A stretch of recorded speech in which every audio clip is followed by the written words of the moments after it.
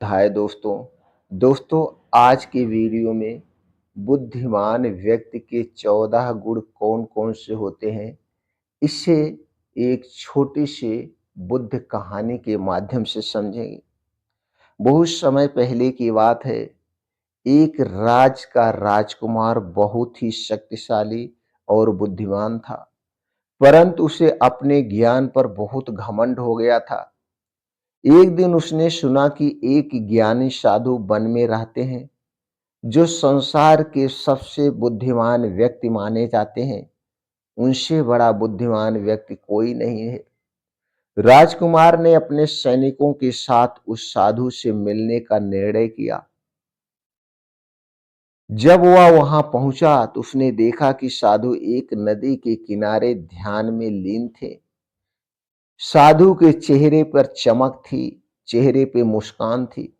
राजकुमार ने उन्हें प्रणाम किया और कहा, हे महात्मा, मुझे बताइए कि एक सच्चा बुद्धिमान व्यक्ति कौन होता है। मुझे ज्ञान दीजिए प्रभु, मुझे ज्ञान दीजिए।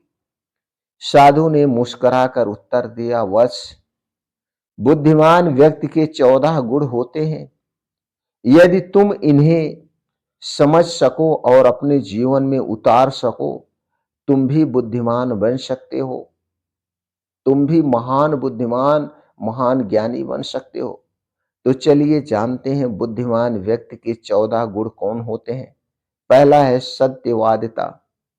वह हमेशा सत्य बोलता है, चाहे कितनी भी कठिनाइयां आ जाए, चाहे कितनी भी बड़ी समस्याएं क्यों ना आ जाए, लेकिन वह सत्य से हटता नहीं है। ये पहला गुण होना चाहिए बुद्धिमान व्यक्ति में। दूसरा है धैर्य।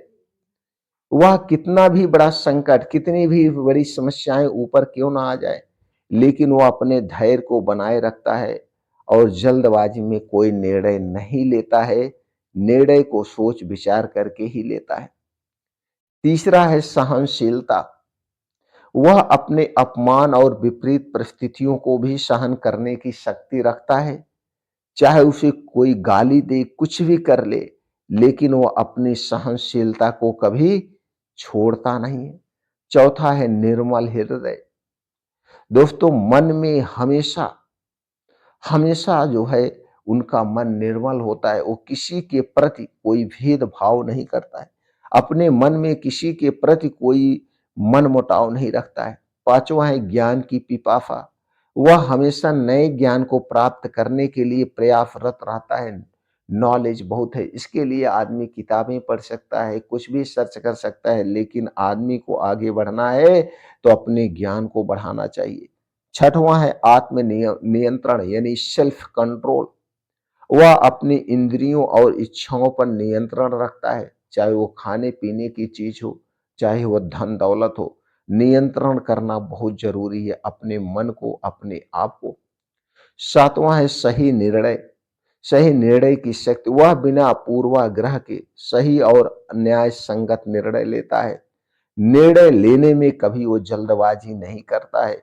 आठवां है विनम्रता। वह अपने ज्ञान और शक्ति का अहंकार नहीं करता है, चाहे उसके पास कितने भी धन दौलत या शक्तियां क्यों ना आ जाए। नौवां है करुणा। वह दूसरों की पीड़ा को समझता है और उनकी सहायता करता है, यानी कभी किसी को कष्ट नहीं देता है। उसके हाथ हमेशा परोपकार में ही लगे रहते हैं। 10वां है परिश्रम, हार्ड वर्क। दोस्तों, हमेशा एक बुद्धिमान व्यक्ति, सफल व्यक्ति मेहनत करता है।